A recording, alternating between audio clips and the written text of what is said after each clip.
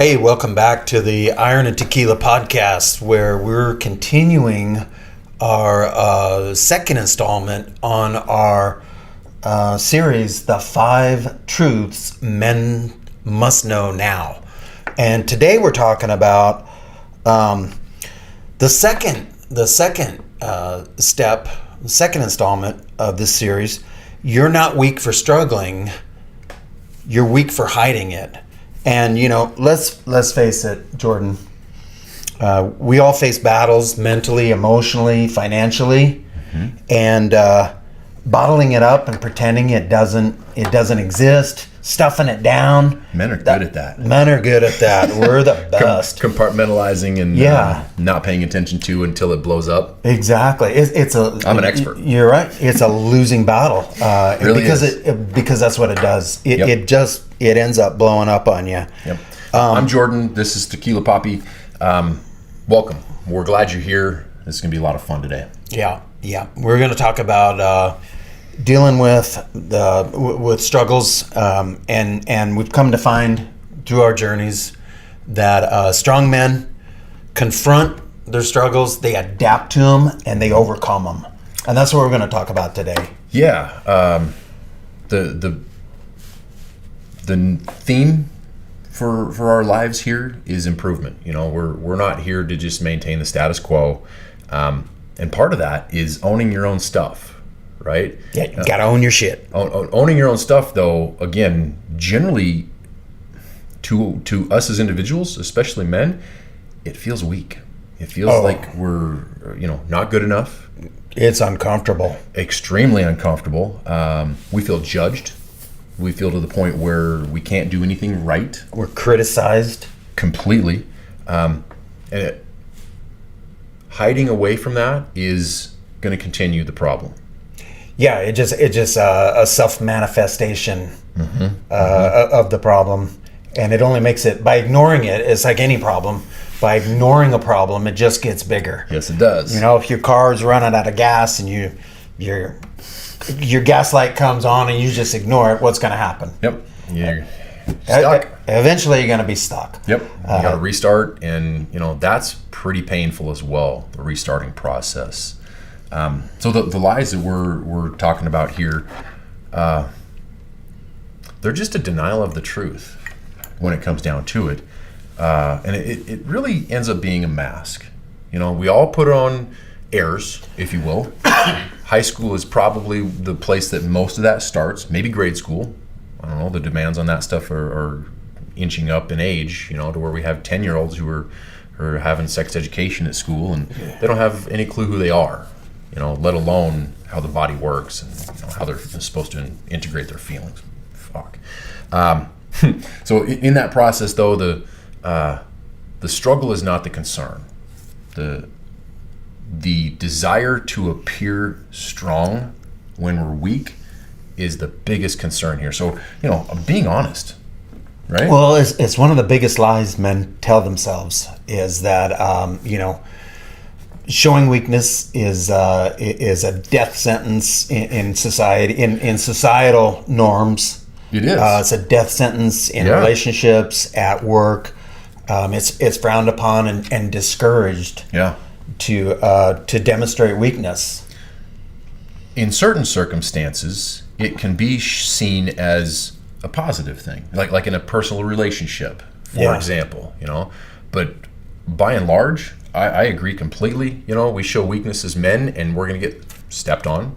Our ego is going to get crushed. Somebody who doesn't care how we feel, doesn't care where we're going, they're going to take control, and we get run over at that point. Pretty darn quick. And so today we're going to talk about some of the things that you can do to build resiliency, to deal with struggles that, let's face it, we're all faced with struggles on a daily basis. And there's no shame in admitting it, but you can do it in a tactful way that preserves your masculinity, preserves your status in your community. Yeah. So let's get into that one right there. How do we admit weakness and still maintain our status? Well, I think there's a societal movement these days to encourage men to admit their weaknesses, to admit their faults, and to be deprecating. I don't know. You watch a lot of comedians these days. It's one of the most common shticks. Is to be self-deprecating and to get some laughs and stuff. But at the end of the day, it erodes your masculinity. It erodes your confidence, your status in the community, your relationship, how you're perceived by your wife or your girlfriend, your significant other. You don't want to be perceived as weak. So how do we deal with those struggles that we're all facing without the adverse side effect of being perceived as weak? Open conversation, depending on the circumstances. Well, okay, let's break this up into personal relationships and then work. Let's contrast those. Because work, if you do the same thing that you do as in a personal relationship, sorry, man, you might get fired. Yeah. You might not have a position when you're done with the day. Well, I think that's a very valid point, Jordan. We're, there's some situational awareness that needs to occur. There you go. With how you respond to a struggle, we can call them struggles, frustrations, inconveniences, irritants, challenges. My biggest, my favorite. Yeah. For the purposes of this conversation, let's just kind of consider them all the same thing. Sure. We can do that. And but you're right. The situational awareness is important because there's a right time and a right place, a time and a place for dealing with some of these things, and you want to be a little self-aware of your time and your place when you're dealing with these challenges. One of the keys there, and I like to give as many actionable items as possible, but one of the keys there to me is a disconnect between input and reaction. Okay, and a lot of that it leads directly back to appearing weak, because if I don't have an answer ready to go, I seem like I'm unprepared. Okay, I've been in sales all my life. Yeah, you've been in sales long time as well. Yeah, and the process there from a sales perspective is know it all. Be the expert. At the same time, when a chink in the armor is revealed and it's been lied about, all credibility is out the window. Yeah, and once you lose credibility, especially in sales, you're done. So that leads back directly to we're not weak for struggling, we're weak for hiding it. And we lose in sales games. Oh man, a turnover, a TO. If you're in sales, you know what that is. If you lose a sale and you haven't brought in a TO, sometimes you're going to be written up. I mean, car sales in particular. Man, you bring in a manager. I don't care if they're running off the lot. You bring in a manager. And you got to face your weakness there. If you don't, you're not going to have a job. Yeah, and even more significantly, you're not going to get a paycheck either. Right? Yeah, you're not going to feed. Screw the job. I want to pay my bills. You got to go home to your wife and tell her, "Sorry, honey, I didn't bring home any money today. Yep. The bacon's still out there. I screwed it up. I was at work for 12 hours and didn't produce a thing." So, facing that, owning it, is the entry point to me. And that's removing the mask. Yeah. The mask can be a comfortable place. For a lot of men wear masks, a lot of people, but men in particular, are really good at wearing masks in public, right? You leave the house, you got to put on a strong facade, put on a mask and face the world. And, that's kind of, I view that as a short-term fix. You're not really changing the problem.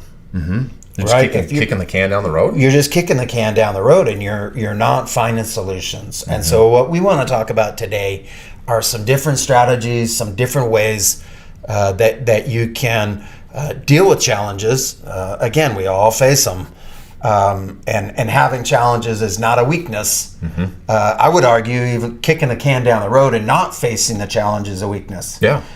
You're being somewhat, dare I say, a coward by not facing your challenges. And we've talked about this before on the show, Jordan, that iron sharpens iron. Iron is forged in fire, and diamonds are made under pressure. So it's often much more beneficial to face a challenge, overcome it, and then build from there. Yep. The entry point there to me is momentum. We talked about this the other day with the dip. Seth Godin, if you're not familiar with who he is, we'll put his stuff in the show notes here.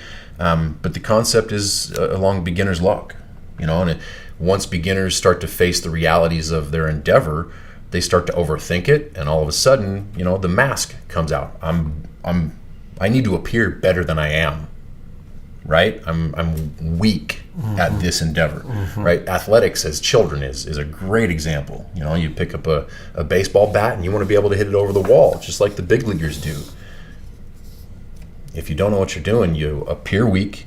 You eventually quit, is what ends up happening. And it's a not a healthy position, not a healthy place to be in. What's the opposite of that? Ownership, really. Well, it's we talked about this on past shows. The importance of self-assessment and becoming aware of your challenges and your participation, your shortcomings in dealing with the challenges. My participation. Tell me more about that. Well, I think I know where you're going, but tell me more about it. I'm a firm believer is that we're largely we're all responsible for our own outcomes. And so if we want to achieve something, it's the amount of effort, the amount of input will dictate the output, the results. Yeah. And so if you're demonstrating weakness, for example, and that limits your input, it's going to have a dramatic effect on your output. Yeah, that's for damn sure. And so it's incumbent upon us as individuals, as men, to discover some self-assessment, self-realization, what our weaknesses are and what our contributions in the form of limitations into a problem are, and so that we can head them off before they become additional challenges in the problem that we're already trying to resolve. Right. So one major concern that a lot of people face, guys in particular, we don't have the perspective of females. We don't anyway. And that is, how do we cultivate, I love that word, by the way, how do we cultivate a forward-looking perspective and mentality as opposed to ruminating or bringing up the past repeatedly and, striving for that strength presentation as opposed to working my butt off and growing through failure? Well, this reminds me of one of my favorite sayings of all times, and that is, and I don't remember who said it, but it goes something like this: if you always do what you always did, you're always going to get what you always got. Yep. So what that means is, if you continue on the same path that you've always been on, it's kind of the definition of insanity, doing the same thing, expecting a different result. Right. Well, you're always going to get the same results that you always gotten. Yep. So to answer your question, I think the first step is really to identify the problem. Okay. And that often, with respect to what we're talking about today, facing personal struggles, it often involves initially a self-assessment that is very uncomfortable for men to conduct. Anybody, men in particular. Anybody, for sure. But I've talked to countless people over the years who have never taken the time to conduct a personal self-assessment, an inventory of their strengths and weaknesses. And there are things out there, tools like a SWOT analysis. SWOT analysis, business, right? Strength, weaknesses, opportunities, Yeah. Then there's the big 5 personality traits. Jordan Peterson is big on that, right? There's Gaines profiles. There's the Giver's Gain. I mean, there's dozens of them out there. There's a lot that are free. We're working on a few. I don't know if they're going to be up right now, but the website, irontequila.com, we'll have that in the show notes here. But the question that pops up for me most of the time here is that, this poison, if you will, in a mask form, has infiltrated our belief system, a scaffolding, if you will. How can we start to disassemble that scaffolding and reformat our beliefs to include that it's okay to be weak? Well, we're not suggesting it's okay to be weak. Thank you. Clarify there. Right. We're suggesting it's okay to have challenges, but a strong man, truly strong men, overcome weaknesses. They overcome challenges, and so our goal here is to encourage our audience to pursue paths that will build and develop strengths. So we can take that mask off. Yeah. Right. Yeah. Right. You don't have to be walking around in public with a mask on, hiding weaknesses and literally or figuratively. Yeah. You don't have to. Well, some of you should be. I've seen some of you. You should be wearing a mask. But no, we our goal here is to build strong men, confident men. Men who are reality based, right? And I think that's an important thing to talk about is being reality based. Hey, if you're a screw up, it's okay to realize that, because that's the first step in taking, implementing a plan to develop the skills that are necessary to. Dig yourself out of that hole. Stop digging. Well, first step is to stop digging. Stop digging, please.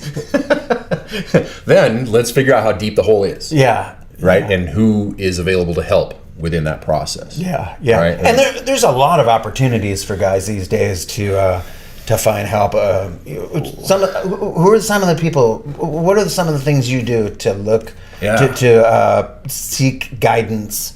And assistance with challenges you have? I have a big library, personally. When I was a kid, my dad taught me that we can stand on the shoulders of giants. That's one of the favorite perspectives I like to take in the world, is that other people have done this stuff before. I don't have to reinvent the wheel. I don't have to go and try to dig up information that is out there and available. Yeah. But once I do find it, I'm not going to stick to it and pretend it's my shield. I'm going to go verify it, and do some actual investigation to make sure that my authenticity, integrity stays in place to begin with. We talked about this in the first episode of this series. No one's coming to save you. Yeah, that nobody's coming to save you, and the importance of self-awareness and identifying the challenges that you face personally and internally. Yeah, and overcoming them before, so they're not an impediment to your development, your personal development. But these can be big. I mean, like personal foundational monsters that we've got to overcome. Yeah. The type that have developed and been reinforced over the course of 20, 30, 40 50, years. 60 years. Yeah. Depending on where you are in life and how motivated you are to reform and reinvent yourself. And that's no small challenge to overcome no joke, man. decades worth of bad habits, really. And it sucks, but we got to be honest here. This is going to be painful. This is going and reinventing yourself. I mean, not only does iron sharpen iron, but we've got to step into that fire before we can start that reformation process and be sharpened. So you asked me, what do I do? How do I figure that out? Men's groups, book clubs. Okay. I started to go through this process after my mom died, where if I still have the pieces that are distracting me from my truth, from the truth and my perspective, it's a detriment. I played baseball growing up, like you mentioned, got into playing in college at a pretty high level. Played Samurai Pro for a year or two, and then when I got out of that, it's like, what's next? I had to reinvent myself. Yeah. And it was difficult. It was a lot harder than I thought it would be. Because as a kid, you don't like something, you just go to the next event, and the next, venture, if you will. Well, you said something there that was very inspiring, very revealing. You were working on reinventing yourself. That's a process that many of us, most of us, will go throughout at some point, maybe once, maybe 10 times, 20 times for some people throughout our lives. Yep. A period of having to kind of rebuild, reinvent, redirect, and what we used to say in the Army, just adjust fire. Right. To the things that are happening around you or to the challenges that you face. And so that's one of a point that I'd like to bring up about facing challenges and overcoming them is identifying the problem and then making micro adjustments initially with more macro adjustments. Develop a plan with macro adjustments that will put you on the new trajectory to where you want to be. So macro, big picture, right? Massive changes, right? 30,000 foot view from the airplane, and those take time to implement. Sometimes decades. But the micro those are the day-to-day adjustments can be made today, right now. The entry point to those again is the awareness of my own interactions with the outside world, and the internal world. I mean, we don't want to get into the depths of the human mind or the soul or the personality in this yet. We might get to some of that later on, because there's a million things we can discuss as far as how we develop ourselves personally. Getting back to where we were a little earlier, though, the mask that we've got to take off, right?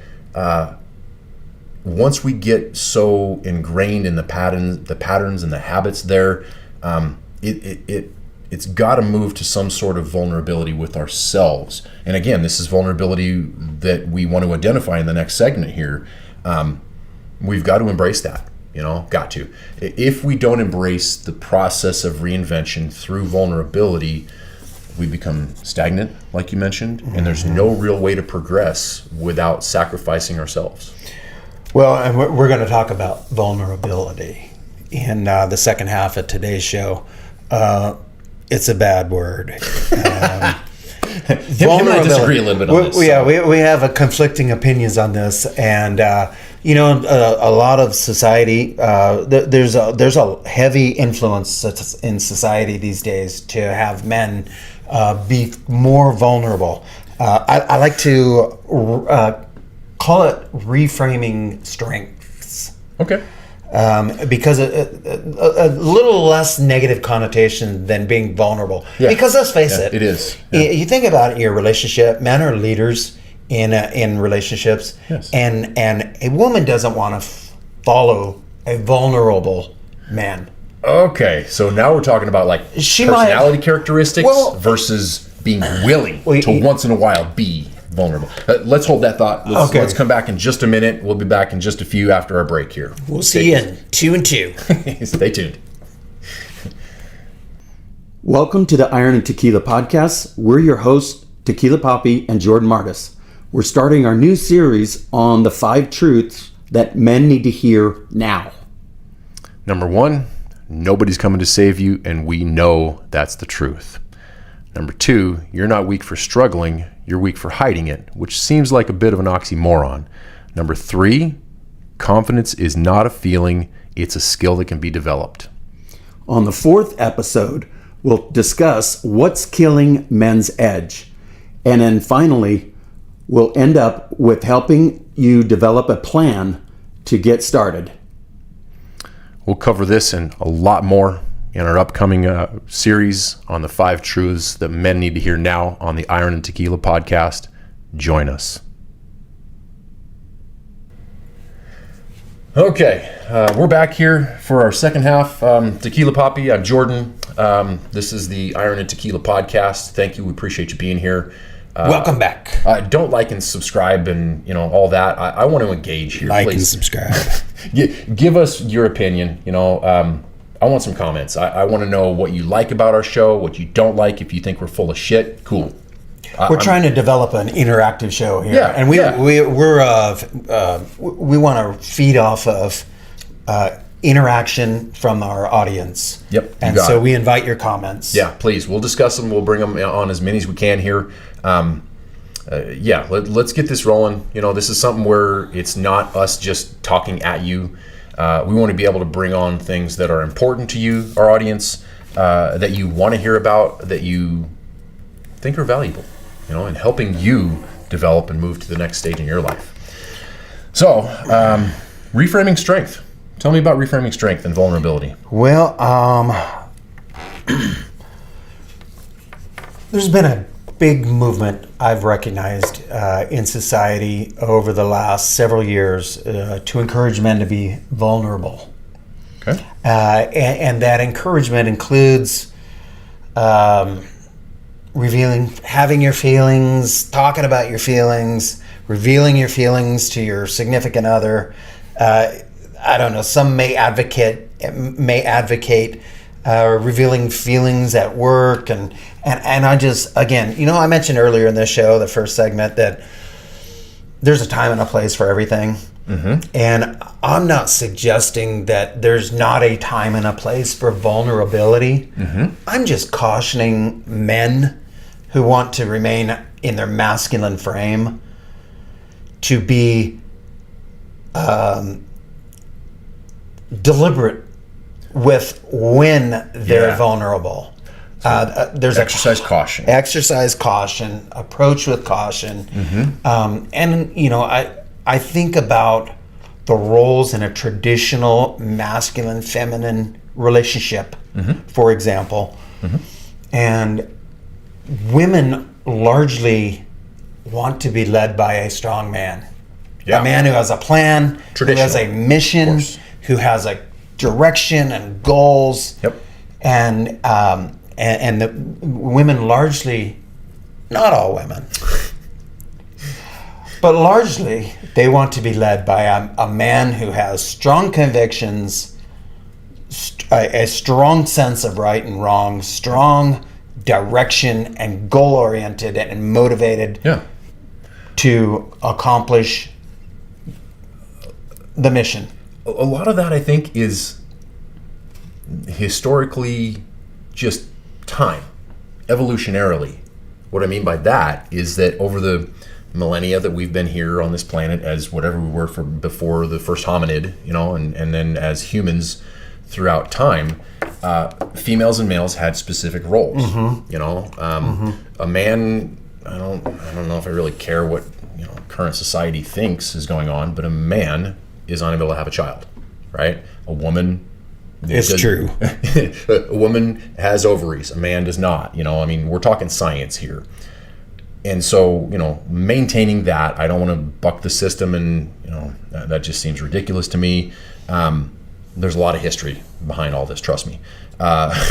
Eventually we got to face that women and men are different from a biological standpoint. And that's evolution, right? We don't have a choice there. Yeah. Men were strong, created to be hunters and gatherers, and the women were created to bear children, raise them, raise the children, continue the lifeline of the species, maintain the status, and within the familial unit, mm-hmm. and the village, mm-hmm. if you will, because if that dissipates, the next village over is just going to kick your ass. And sorry, I need the biggest, strongest man to be out in front. That's all there is to it. And so that's these evolutionary and biological reasons are why I maintain the belief that men are leaders in the relationships in society, largely. Right. Okay. I'm not taking anything away from women. I've been in the military. There are fine leaders that are female in the military. Yeah. I'm just saying that generally speaking, our male responsibility is to lead, and we have to lead from a position of strength. position of power is what that ends up being. Yeah. You know, and for ourselves, we have a calling. I believe all men have a calling in life, right? And the one that starts to pull us and we don't actually like follow the lead, we're going to be pushed. You know, the concept here is, I don't know if I've heard anybody talk about this, that it's a concept of depression as a result of compression. All right? You have a calling, right? Let's say you want to start a business, for example. All right? Okay. And, you know, you've been in this industry. Let's say you've been in landscaping for 15 years. You know, my cousin did this. He's in the industry. Pedro, right? And he's a senior manager. He's wanted to start his own business for a long time, but it's just not there. You know, he just doesn't have I don't know if it's the security or what, or the backing, mindset, the maybe mindset, the entrepreneurial maybe he's not ready, mindset. you know, and there's nothing wrong with that. But eventually it's there. And that calling is going to come along with compression, right? And that compression is going to push us from the bottom end. We're getting older, all right? Time is not anybody's friend when we're talking about moving towards success, right? The more time we waste, the less time there is for success and to move in that direction. So it makes a lot of sense that when we have a calling and we don't pursue it, we're going to feel guilty. We're going to feel disappointed in Shame. ourselves. Yeah. That's the compression. That's the stuff that's pushing us up from the bottom. And nowadays, it's so easy to follow the path of least resistance that we're talking about. That's the easy path. You know, and I don't know if that's vulnerability or if that's, you know, a refusal for responsibility, you know, somewhere in there. But we've got to face that ourselves, or else we're going to end up depressed. We're going to end up living in the parents' basement. Well, and you know, to take that thought even further, you know, men end up emasculated. Not only depressed, but emasculated, and the emasculation process ends up in more depression, which it's a self-fulfilling prophecy. In a downward spiral. That ends up in more depression, which is more emasculating, which is more depression, and how do you get out of that? How do you get out of that? Well, going back to the beginning. Back to the beginning. I'm going to say it again. Starts with a self-assessment. Yep. A self-assessment. You've got to be aware of your surroundings, aware of your contributions, aware of your shortcomings. And these are all the weaknesses and the challenges that men face that we talked about at the beginning of this episode.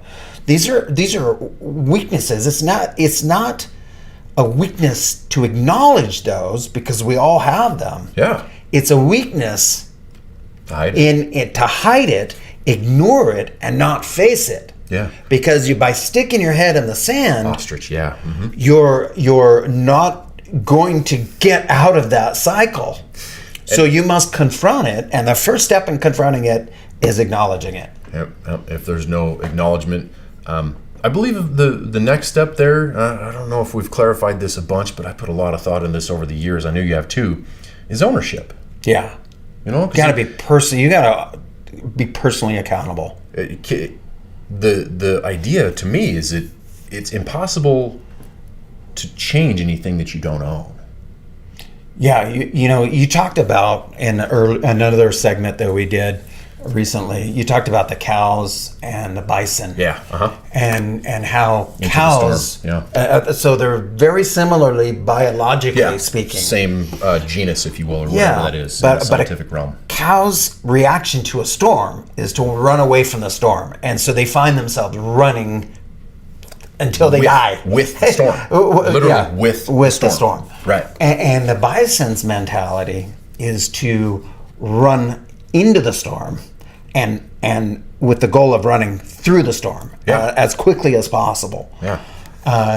And my challenge to men is to consider the bison approach to dealing with these challenges. Recognize them, confront them, develop a plan of action, and implement the plan, jump into action, and get to the other side as quickly as possible. It feels like Grant Cardone's 10X or Tony Robbins, Massive Action Today. Yeah. Right? Part part of the challenge that I've run into in those circumstances when I'm feeling I'm weak and I'm trying to hide it is that I go take massive action and then I don't have any plan to back it up. Right? No progression forward. Well, I don't know if you've experienced that or anybody else has. I'm an entrepreneur at heart, and so I'm a great starter. I love the first 10, 20, 30% of a project, the planning. But then when we get to time for execution and completion, it's like, oh, this is sad, and implementing my feelings there. Well, this is, wow, I'm just habitually childish. Or an execution. Yeah, and it's a childish mindset. I am too. That is one of my weaknesses. I consider myself an idea guy. I have a lot of great ideas. I can get started on stuff and with great enthusiasm, and then I fall short on execution. Yeah. So what I've done is try to align myself with people who have execution as a strength. Yeah. So fill your weaknesses. Yeah. But I was able to do that and recognize that that's a solution to my problem because I conducted some self-assessment over the year. Yep. And I recognized, you know what? I'm a great idea guy. I'm a terrible implementer. And so you're in sales. That's why we're in sales. That's okay. Yeah. I get them in the door, and you figure out, the other people, the operations people, will take care of the rest. Yeah. Right. Yep. So, but I wanted to make a point that strong men they overcome challenges by confronting them and adapting, and then developing a plan and pushing through the storm like the bison do. Okay.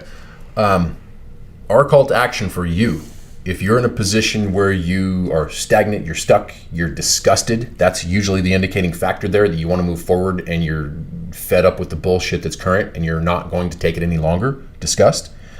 Stop hiding. Okay? Yeah. Figure out a way to stop hiding. And self-assessments are a great place to start there. The 5 personality traits. Go look those up. They spell ocean. Openness, neuroticism, and the others. I don't want to go EANN. Yeah. Well, here's what I would say. Sit down today with a pencil and a piece of paper and write down positives and negative, plus and minus on one column, and be honest with yourself. And write down what your strengths are that you bring into the table, whether it's with respect to a job, a relationship, your health, your mental fortitude. If you're not where you want to be, sit down and conduct an honest self-assessment. Put the pluses down here and the minuses over here. And you know what? You're going to look back at that. It may take a few days to fill those columns out. Because you can't. Take the time, please. Take the time. Take as much time as necessary. But what you'll be able to do is to sit back and look at that, the data that you've gathered over the course of several days, a week, however long it takes you. And you'll be able to make some informed decisions at that point. And, just like I do, I recognize that I'm not a great implementer. And so I align myself with people who are great implementers. And that's how I'm able to accomplish the goals that I set for myself. So we mentioned a minute ago that you and I are both, Tequila Poppy and I are both great starters, but not the best finishers. So why, this is just a question popping in my head while we're here, might as well face it. Why are 2 not so great finishers partnered up on a project like this? And for me, and I want to hear your answer to this too, for me, it was an opportunity to prove myself to myself, which was implementing an action plan to overcome my weaknesses that I am truthful about. Again, starting with, I'm a great starter. I can get things off the ground easily. I'm great with motivation and energy, and let's get it rolling. Once we're halfway into the project and energy and the enthusiasm wane at that point, it's very easy for me to go and pick up another shiny object. Yeah. Yeah, I think that for me it was the value. I recognize the value of a partnership, of sharing of responsibilities, of mentorship, sounding board, a voice of reason, if you will. I talked a little bit in another episode about a parrot on your shoulder. You know, we all have these voices in our heads that are trying to help us frame our version of reality. Yep. And, you know, I just recognize where my weaknesses are and seek partners who complement my weaknesses, who bring what I'm lacking to the table, so that, you know, two halves can make a whole at that point. Yep. These are challenging things to assess. You know, it's been years and years that I've had an idea of doing something like this. You told me it's been a few years for you too, you know, with your book, your personal finance book. So, oh, by the way, all of the resources that we have available will be linked in the show notes here. IronandTequila.com. We have a few publications, workbooks, that type of thing, and that's going to keep expanding. So thank you. We appreciate you visiting that in the show notes here. One thing for me to finish up here, one of the action items that I've taken in the past, this is actually a great example of being a wonderful starter and not the best finisher. Jordan Peterson, one of my distance mentors, he has a program called self-authoring, and I've started it a few times, never finished it. That a boy. Hey, at least you're consistent. Well, and I'm honest about it. Yeah. You know, it's a weakness of mine. Yeah. So I would rather not portray that I have all of my ducks in a row. I hate those little things sometimes because they go running all over the place like herding cats. It sucks. So understanding that my weakness is in finishing, you know, I'm going to dedicate myself to finishing that program here within our obligations to ourselves. Yeah. So I'd like to post some of that too. If you're looking for ways to delve into creating your own story and reformatting your stuff, it's a great way to do it. Nice, so, nice. That's it for me here. Want to finish up? Well, yeah, just a couple of real quick calls to action. You know, when you're not weak for struggling. You're weak for hiding it. So to get out of that rut, you got to stop hiding. You got to speak it. You got to own it. Get help. Train. Fix your problems. Build yourself. Seek mentorship. Seek education and wisdom from others, like our podcast, Iron and Tequila, will be here weekly. Different things, yes. And yeah, you're not in the struggle alone. Yeah, that's it. No one's coming to save you, like we talked about our last episode. No one's coming to save you, but you're not in the struggle alone either. Yep. If there's help out there, you just need to ask the right questions, the right people, and you'll get the help that you want. You got it. Well said. Thank you for being here. Yeah, go ahead. Next week. Oh yeah, next week. Yes. Next week we're going to be moving into the third truth that men need to hear. Confidence isn't a feeling. It's a skill. Most of us relate to our feelings better than we do our skills because we've had our feelings our entire lives, but a skill is just developed over the last handful of years, maybe the last handful of days. So in that vein here, we're going to build a lot of skills at the same time. Let's not forget that confidence is another skill. You know, it is a feeling, yet we don't have to rely on our feelings because feelings are fleeting. They're something that are going to be all over the map. You know, we can't count on them. We're emotional beings living in a rational world, and the only way we can relate to it as children is through our feelings. So let's figure out how to turn that confidence from a feeling into a skill in our next episode. Yep. And it's just like any habit. It is done through consistency and persistence and repetition. Over time. Yep, you got it. You got it. So join us there. Looking forward to seeing you next week. See you next week. Talk to you soon.